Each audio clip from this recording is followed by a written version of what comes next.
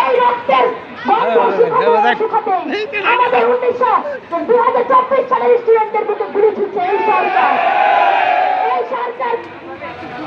এই পাকিস্তান আর আওয়ামী লীগের মধ্যে কোনো পার্থক্য নেই। আমরা এই আওয়ামী লীগের নাম ধ্বংস করে দিতে চাই।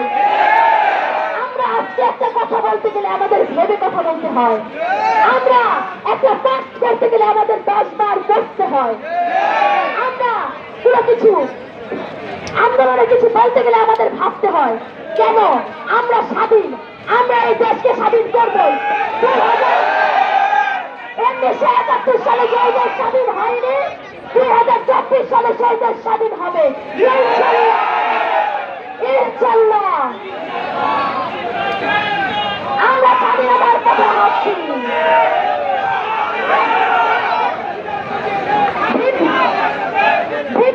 আমাদেরকে বলেছে 90% বিজয় আমাদের হয়ে গেছে, 10%-এর জন্য আপনারা আমাদের সাথে থাকুন। আমি ধিক্কার জানাই কুমিল্লাবাসীদের। কালকে কুমিল্লাবাসীর স্টুডেন্টরা তাদের বাসায় বলেছে আঙ্কেল আমাদের একটু জায়গা দেন। তারা জায়গা দেয়নি।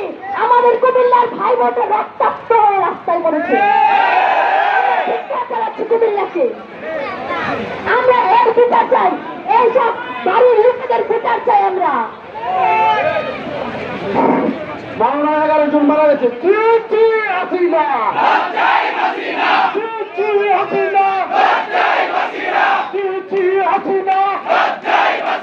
তুমি কে আমি কে, তুমি কে আমি কে, কে বলেছে কে বলেছে, কে বলেছে কে বলেছে, তুমি কে আমি কে, তুমি কে আমি কে।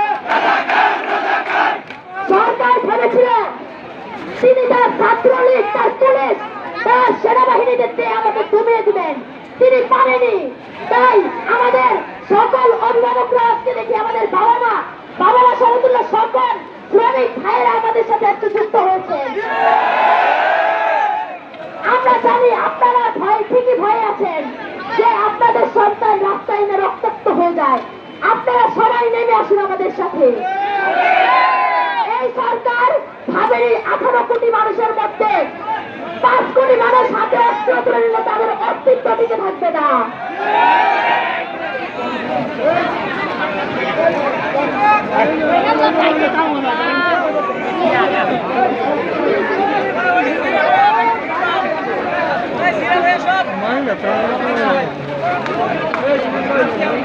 বিসমিল্লাহির রহমানির রহিম। আসসালামু আলাইকুম। শিক্ষার্থীদের আন্দোলনে 3 জন সমন্বয়ক, বাংলাদেশ ছাত্র ফেডারেশনের সভাপতি নুরুল হক নুরু ভাই সেই ছাত্র আন্দোলনে শিক্ষার্থীদের অধিকার আদার ডাক দিয়েছে। আমি একজন শ্রমিক। বাংলাদেশ ছাত্র শিক্ষার্থীদের যে আন্দোলন সফল হয়েছে সেই আন্দোলন একত্রিতের জন্য সকল মানুষকে দেশবাসীকে আমি আহ্বান করছি। আসসালামু আলাইকুম।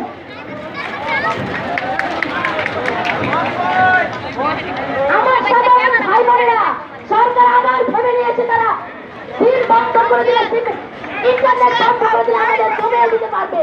তারা অলরেডি ইন্টারনেট বন্ধ করে দিয়েছে। আমাদের আশেপাশে যারা আছেন আশা করি সকলে আমাদের কিন্তু সাহায্য করবেন।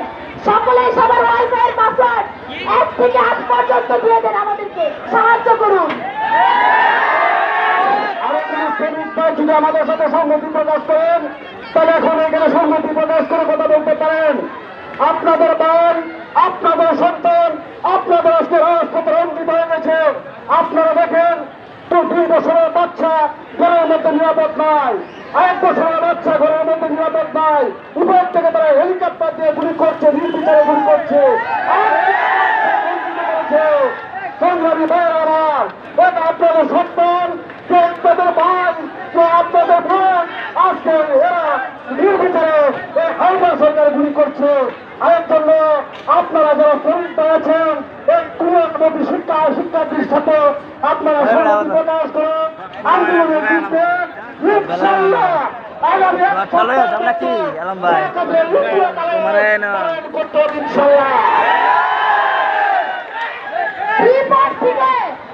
আওয়ামী লীগের কিছু লোক আসছে মাওনা আক্রমণ করতে। যদি আমার কোনো শ্রমিক ভাইয়েরা চান ওই ভাইদের সাথে দাঁড়াতে আপনারা মাওনা চলে যান, মাওনা আমার ভাইদের সাহায্য করুন। যারা যাইতে চান মাওনা, এই যে ভাইয়েরা আছে ভাইদের সাথে যাইতে পারেন।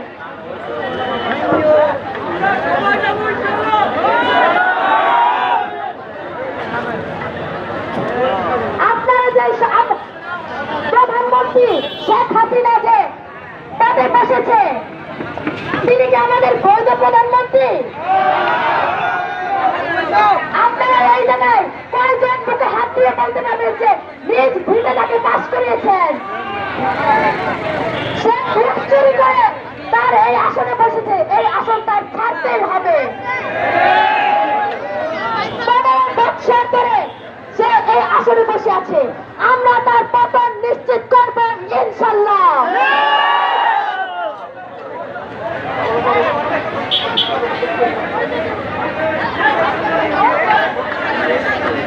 আমি আব্দুল্লাহ বিশ্ববিদ্যালয়ের সাবেক শিক্ষার্থী, বর্তমানে একজন নগর শ্রমিক। আমি ড্রাইভার করি। আমি আমার ছাত্রদের পক্ষ থেকে বলতে চাই, বর্তমান সরকার যে হত্যাযজ্ঞ চালিয়েছে, আমাদের ভাই বোনদের উপরে, আমাদের ভাই বোনদেরকে নির্বিচারে হত্যা করেছে, আমরা তার প্রতিবাদ করবো। আপনারা কেউ ভয় পাবেন না, যে যার অনুষ্ঠান থেকে এগিয়ে আসুন। আমাদের শ্রমিক ভাইদের কাছে আমার অনুরোধ, আমি আপনাদের কাছে হাত জোর করে অনুরোধ করছি, আপনারা দয়া করে এগিয়ে আসুন, আমাদের সাহায্য করুন। এই আন্দোলন আমাদেরকে সফল করতেই হবে। আমার ভাইয়েরা রক্ত দিয়েছে, প্রয়োজনে আমরা আরো রক্ত নেব। এই দেশকে আবার আমরা স্বাধীন করে ছাড়বো ইনশাআল্লাহ।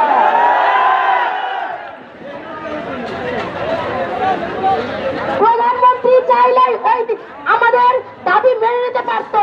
তিনি কালো শাড়ি পরে এসে বসে আমাদের জন্য কান্না করে। এই কান্না কি স্বজন হারানোর কান্না? এই কান্না হচ্ছে ছাত্রদের বুকে ঘুরে দেওয়ার জন্য কান্না। তিনি বলেছেন তিনি স্বজন হারিয়েছেন, তিনি হারিয়েছেন বাবা